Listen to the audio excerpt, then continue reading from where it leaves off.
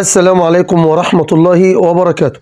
إن شاء الله ده بالنسبة للجزء الثاني للعرض الأول اللي أنا ظهرته أمام حضراتكم بالنسبة لطقم العرايس اللي أنا اتكلمت فيه وصفته بالنسبة كشرح وكسعر، ولكن عندي هنا أنا هتكلم بالنسبة للأشياء اللي تخص تجهيز العروسة بالنسبة للمفارش والبطاطين واللحاف. إن شاء الله أول حاجة هوصفها هنا لحضراتكم أو أشرحها. عندي هنا الحاف حاجة محترمة جدا وحاجة قيمة وبالكرتونة. ينفع جهاز عروسة بالنسبة يكون مرتبط للأطقم اللي أنا قدمتها لحضراتكم في الفيديو السابق، لأن أنا عندي هنا هجزأ الفيديوهات على كذا فيديو أو كذا مقطع على أساس أي إنسان حابب يعرف سعر أي شيء يتجول داخل الفيديو ويشوف الحاجة اللي تناسبه ويبعتها لي، بمعنى إن محدش يسألني على أسعار ظاهرة حاليا وانا ما شرحتهاش او ما وصفتهاش على اساس الفيديو ما يطولش مني، ولكن انا هشرح لحضراتكم كل شيء وكل حاجة. يعني اللي عايز اي حاجة تكون ظاهرة خلفي مباشرة سواء في الفيديو ده او الفيديو السابق وانا ما اتكلمتش فيها، يقلب في الفيديوهات او يعمل بحث او سيرش ويشوف الفيديوهات السابقة اللي انا متكلم فيها عن وصف وشرح الحاجة. يعني ما يسألنيش سؤال عابر ان يا استاذ مصطفى انت في مطبخ او في مروحة او في سبلنسر انت ما اتكلمتش في سعره وسعره كام، فانا هقول لحضرتك انك ترجع للفيديو تشوف الاول الشرح والوصف، مش على اساس ان انا اجيب من حضرتك مشاهدات او تعليقات زي ما ناس كتيره بتكتب لي، لان في ناس تقول لي انت غرضك من الفيديوهات انك تجمع مشاهدات وتجمع فلوس وتجمع حاجات زي كده بالنسبه لليوتيوب. انا طبعا اتكلمت في فيديوهات سابقه ان اليوتيوب الدولارات بتاعته بسيطه جدا، ولكن انا التعليقات اللي بتجيلي يعني لو جالي وليكن 200 تعليق او 400 تعليق انا لو رديت عليهم ازود الدولارات عندي داخل القناه. يعني مش معنى ان انا ما بردش على التعليقات يبقى انا كده حضرتك اللي انا كده عايز الم مشاهدات، لا بالعكس، التعليقات عندي لو انا رديت عليها بترفع معايا مستوى الفلوس بالنسبه لليوتيوب. يعني انا المفروض انا الحاجه دي يعني انا ابقى مبسوط جدا ان انا ارد على التعليقات، لان التعليقات كل ما حد يبعت لي تعليق وانا ارد عليه التعليق بيتحسب الدبل، يعني بيتحسب تعليقين. يعني التعليقات لو 200 تعليق وانا رديت على ال 200 يتجمعوا لي 400 تعليق، كده انا ازيد فلوس دولارات بالنسبه لليوتيوب. لكن انا مش معنى ردي اللي انا لا انا ما بردش، ده بالعكس، ده عدم ردي ده يقلل معايا نسبه ان الفيديو نفسه الخزرم الخاص باليوتيوب ما يرفعش الفيديو لعدد اكتر من المشاهدين.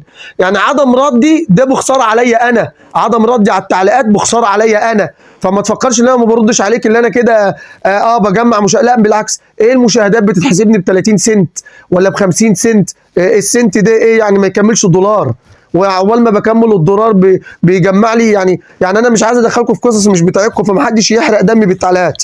عندي ان شاء الله هنا ده مفرش، المفرش ده بتاع عروسه، انا هفتح المفرش عندي اهو كده، انا فتحته اهو كده، المفرش اتفتح هنتفرج عليه. اول حاجه نشوف البادج الخاص بالمفرش شكله عامل ازاي وهو مفروش على السرير. ده الشكل العام بالنسبه للمفرش، واخد شكل الورد، حاجه قيمه وحاجه محترمه جدا. طبعا عندي هنا البادج. نبص على اول حاجه على المخده الصغيره للمفرش، دي المخده الخاصه، ده جديد يعني عايز جهاز عروسه، جهاز عروسه. عندي هنا دي القرص او الخداديه الصغيره اللي بتتحط كده للمفرش كزينه، دي بتفرش ليله الدخله. يعني حضرتك او حضرتك بتفرشيه بيبقى منظره جميل وشيك جدا. حضرتك بتنزل من الكوشه بعد الزفه تلاقي ده محطوط لك كده على سرير منظر. طبعا دي الشكل العام بالنسبه للورده الاولى.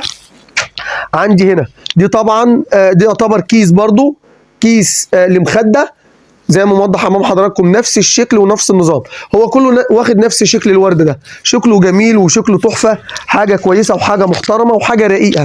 عندي دي خداديه ثانيه، يعني احنا قلنا مخده اولى اهو، وعندي كيس مخده ثاني وكيس برده نفس النظام مخده صغيره كده نفس الشكل واخد ورد اهو كده من الداخل. دي الشكل العام الخاص بيه زي ما ظهر كده امام حضراتكم، والله جميل وتحفه. وطبعا من الداخل فايبر، من الداخل الكيس اهو فايبر، حاجه بفضل الله محترمه وحاجه كويسه. نبص طبعا على المفرش نفسه او على اللحاف، هو يعني يتماشى اي شيء، يعني انا تقيل في ايدي، يعني هو يتماشى اي شيء. حضرتك ممكن تلاقي ايه يعني مفروش على السرير يتعمل زي مفرش، زي تفرشه ملايه، تفرشه تتغطى بيه، هو شغال اي حاجه. احنا بالنسبه لنا يعني المناطق الشعبيه بيتماشى مع اي حاجه. ده طبعا زي ما واضح امام حضراتكم كده في الصوره، عندنا المفرش اهو، ده الوش الخاص بالمفرش. انا مش عارف افرده طبعا كامل لانه هو كبير، يعني المفرش كبير مش صغير وتقيل، المفرش تقيل في ايدي. واخد شكل الورده اهو ظهر امام حضراتكم، ده الوش وعند الظهر اهو. حاجه بفضل الله شكليا جميل، ده الظهر وطبعا ده الوش زي ما ظاهر كده امام حضراتكم. بسم الله اهو ظاهر كده. ده بسعره كام يا حاج مصطفى؟ ادي المفرش واخد شكل ورده اهو، شكل جميل وتحفه وفي منتهى الجمال اهو. انا بظهره لحضراتكم بقدر المستطاع كده تمام. وادي الكرتونه الخاصه بيه، ومعايا كيس تاني اهو للمخده. احنا كده قلنا ايه؟ قلنا معانا كيس ومعانا مخدتين ومعانا المخده الصغيره اللي واخده شكل الورده ومعانا طبعا المفرش. وعندي الكرتونه اهي زي ما وضحها امام حضراتكم كده، الشكل اهو من الداخل كرتونه اهي. طبعا المفرش جديد بالكرتونه، ان شاء الله اللي يجعل لها نصيب تاخده باذن الله تكون عروسه او يعني اخت بتجهز بنتها. طب ده سعره 700 جنيه، طبعا انا اتكلمت كده في سعره 700 جنيه. عندي طبعا بطانيه هنا تاني. البطانيه دي المشكله اللي فيها اللي الكيس بتاعها مقطوع. انا عندي كيس تاني، يعني انا جايب كيس تاني كبير عايز يتغسل غسله حلوه ويتحط فيه على اساس برضو يخش في جهاز عروسه. هو مشكلته اللي الكيس اهو من الركنه. طبعا انتوا عارفين الحاجه دي العروسه بتجيبها بتتركن فوق، مش عارف ليه كل ما باجي اعمل فيديو ادوس على حاجه تتكسر او حاجه تقع تتكسر، يعني حاجه اتكسرت تحت مني قدر الله ما شاء فعل. الحمد لله. عسى ان تكرهوا شيء وهو خير لكم، وعسى ان تحبوا شيء وهو شر لكم، قدر الله ما شاء فعل. طيب ده عندي اهو، ده من الركنه فوق الدولاب عند العروسه، ده اللي بيحصل للاكياس. لكن البطانيه بفضل الله جديده، البطانيه جديده زيرو بفضل الله. بسم الله الرحمن الرحيم. عندي هنا البطانيه حاجه بفضل الله جديده. البطانيه اللي ناقصها زي ما قلت لحضراتكم الكيس الخارجي، ولكن انا عندي كيس مش بتاعها، ممكن الاخت اللي هتاخدها او يكون لها نصيب فيها تغسل الكيس غسله كويسه وتنشره وبعد كده تحط فيه البطانيه، لان البطانيه جديده لم تستخدم، يعني ما استخدمتش قبل كده. الاخت اللي كانت عندها البطانيه ما اتغطتش بيها، انا اللي مطلعها من الكيس الخاص بيها المقطوع. فعندي البطانيه هنا الوزن حوالي 10 كيلو او 9 كيلو مع العجز والزياده. عندي دي الشكل العام بالنسبه للبطانيه، حاجه محترمه برقين على فكره. البطانيه برقين، وطبعا البطانيه انتوا عارفين ام رقين الشكل ده بيبقى يعني سعرها بيبقى غالي. عارفين اللي سعرها ممكن يعمل حوالي 1000 ونص، 1700، 2000، 2000 ونص حسب خامه البطانيه وحسب تقلها، يعني بالنسبه للخامه بتاع الاثنين راق. عند البطانيه طبعا جديده، فمش هتكلم مش هقول لحضرتك ده خاليه من العيوب او المميزات، لا هي جديده. فهي ان شاء الله السعر 800 جنيه، سعر البطانيه بفضل الله 800 جنيه. حاجه بفضل الله. انا مش عارف افرشها لان السلك بتاع المايك مضايقني، الهاتف كل شويه يقع كل شويه يقع، فمش عارف افرش البطاطين كويس. على العموم دي سعرها 800 جنيه. عندي هنا طبعا لحاف، كنت انا اتكلمت في الفيديو السابق على سعره واتكلمت في 2000 جنيه. والله العظيم انا ناس كتيره كلمتني في 1000 ونص وانا بصراحه ما رضيتش، فقلت 1000 ونص هيبقى قليل جدا على اللحاف، لان اللحاف ده والله لحاف يستاهل اكتر من 2000 جنيه. لحاف تقيل، ودي اللي عاجبني في البيعه كلها، يعني اللحاف ده عجبني جدا جدا جدا في البيعه كلها. طبعا اللحاف ده انا فردته في فيديو سابق، فمش عارف يعني حضراتكم ترجعوا للفيديو اللي انتوا شفتوه او الناس المتابعيني على اليوتيوب شافوه، ولكن الناس الجديده ما اظنش انها شافته. فانا بصراحه يعني خروجه ودخوله ده بيسبب لي مشكله لاني بيتعبني، بس انا يعني مش همنع حاجه عن حضراتكم ان انتوا تتفرجوا عليها، مفيش اي مشكله، يعني يتعبكم راحه مفيش مشكله، لا رغم اللي هو والله يتعبني.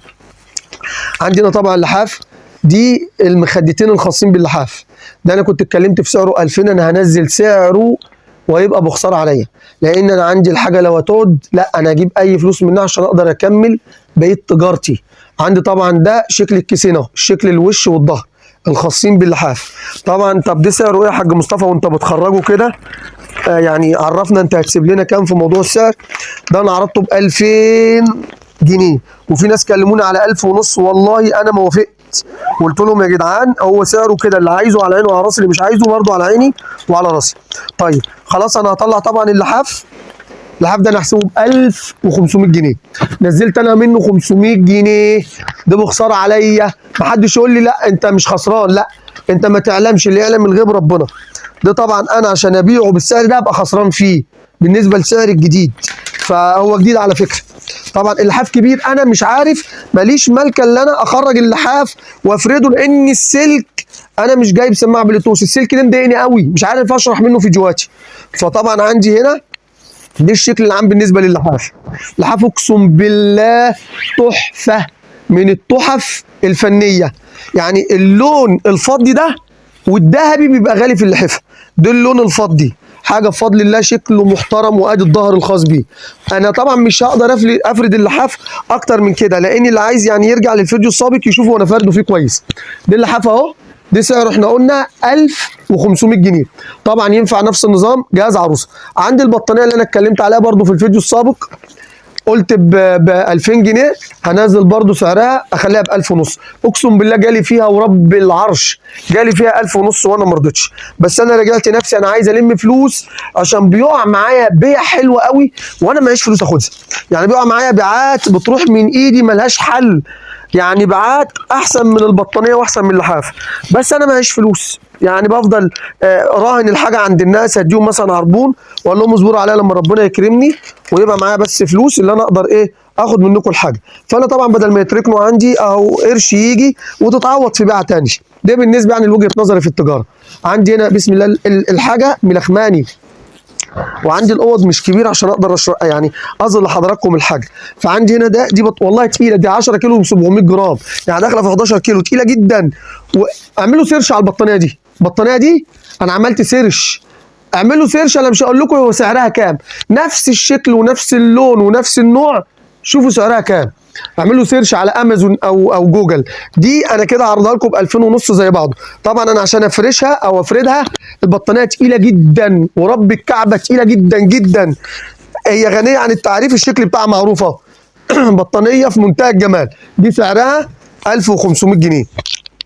دي بالنسبه انا بتكلم في الحاجه اللي تخص جهاز العروسه، يعني الحاجات الجديده اللي تخص جهاز العروسه انا بتكلم فيها. كده اتكلمت على البطانيه واللحاف واتكلمت على المفرش، دي بالنسبه للحاجه اللي تخص العروسه. عندي مكوه تاني برضو تنفع في جهاز العروسه، هي الكرتونه بس شكلها متبهدله، يعني دي الكرتونه شكلها متبهدله. المكوه دي ناشولا ياباني، لكن المكوه هي جديده، المكوه هي جديده ما استخدمتش قبل كده، المكوه جديده ولكن الكرتونه من الداخل او من الخارج هي اللي متبهدله. الباغه دي بتتحط كده والمكوه بتتحط عليها عشان ما تحرقش، مثلا لو محطوطه على رخامه، محطوطه على ترابيزه، ولكن الكرتونه اللي متبهدله شويه، بس المكوه جديده، يعني برضو تنفع جهاز عروسه.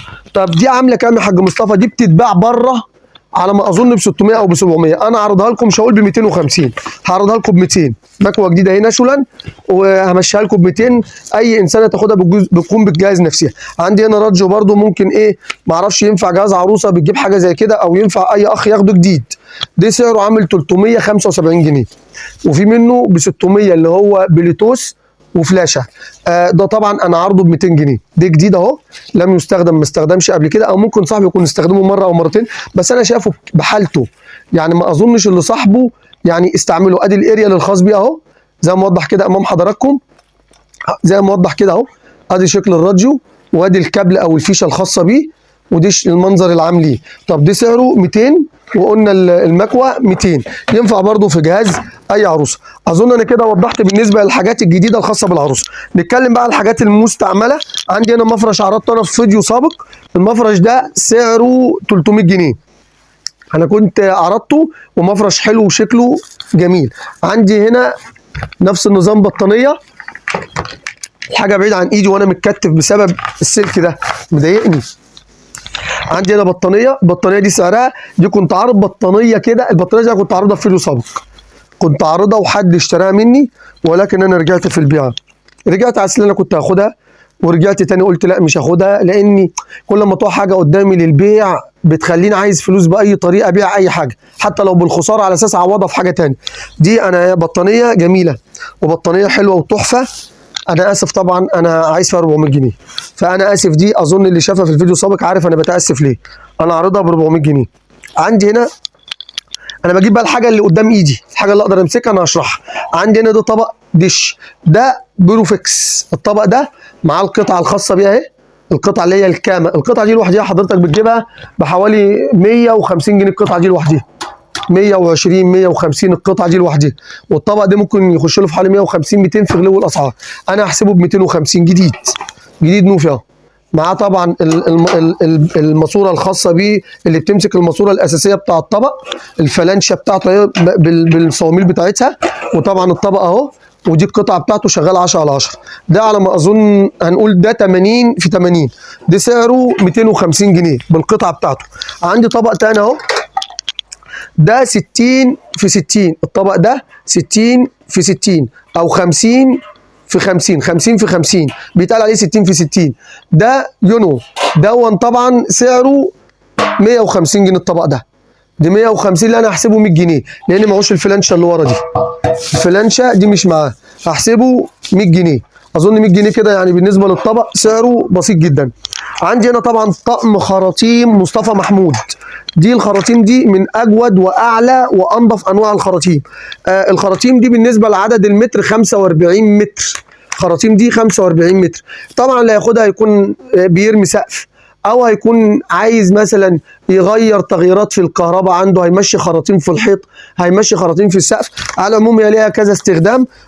ودي 45 متر مكتوب عليها اهو مصطفى محمود، وعندي الارقام بتاعتها، وعندي اهو بالنسبه لعدد المتر 45 متر، صنع في مصر. دي من اجود وانظف انواع المواسير. مش عارف المواسير دي 16 بالظبط ولا ايه بالنسبه للقطر الداخلي بتاع الماسوره، ولكن سعر المواسير دي بتتباع بره ب 400 جنيه. هي على فكره جديده، انا هنزل من سعرها 100 جنيه هتبقى عامله 300 جنيه. يعني هي بره عامله 400 جنيه، انا هنزل من حقها 100 جنيه، يبقى الخراطيم ال 45 متر مصطفى محمود النظيفه ال 16 ب 300 جنيه. دي بالنسبه للمواسير. عندي طبعا هنا عربيه اطفال. العربيه اهي زي ما ظهر امام حضراتكم، دي عربيه اطفال. ايه المشكله اللي في العربيه؟ المشكله العجله اللي قدام دي، العجله دي عايزه تتغير. حضرتك حابب تغيرها مفيش مشكله، مش حابب تغيرها برده مفيش مشكله. بتجيب ما اعرفش بتجيب ما ليه دي، جايز عشان كنت غاسلها الله اعلم. فهي العربيه، لكن العجلتين اللي ورا ما فيهمش اي مشكله. دي اصلا كانت على موتور، يعني كانت بتمشي بموتور، وادي الزرار الخاص بالموتور. فدي انا هعرضها ب 150 جنيه. هي ممكن طفله تركبها مفيش مشكله، تمشي على العجله دي مفيش مشكله، تزق وتمشي عليها. حابب تغيرها ماشي، مش حابب براحتك. دي سعرها 150 جنيه. اظن كده انا مش هعرف اطول الحاجه اللي ورايا، هعملها برده في فيديو تاني، ولكن هشرح المروحه دي اخر حاجه بالنسبه للفيديو، لان انا مش عايز الفيديوهات تطول عشان اقدر انزلها على اليوتيوب وتقدر حضرتك تستمتع بيها وانت بتتفرج عليها. دي مروحه تاني، المروحه دي تاتش، دي بتاعتي انا شخصيا. والله المروحه دي بتاعتي شخصيا، مروحه تاتش معاش الريموت بتاعها، بس المروحه ملهاش حل. طب انا هبيعها ليه؟ لاني انا هجيب تكييف. انا كان عندي تكييف في الاوضه فاستغنيت عنه، فهرجع تاني اجيب تكييف، لان برضو المراوح مش زي التكييف. فانا ان شاء الله يعني كل سنه وانتم طيبين، لو انا الصيف دخل باذن الله علينا وعشنا وكلنا عمر، فانا هجيب تكييف. المروحه دي انا هبيعها ما فيهاش اي مشكله، دي بتاعتي انا. ومعنى اللي انا اقول لحضرتك بتاعتي انا، خدها وانت مغمض عينيك. مروحه شيك جدا، مروحه محترمه جدا. دي مش 3 سرعات، دي معاك 4 سرعات، اول وثاني وثالث ورابع.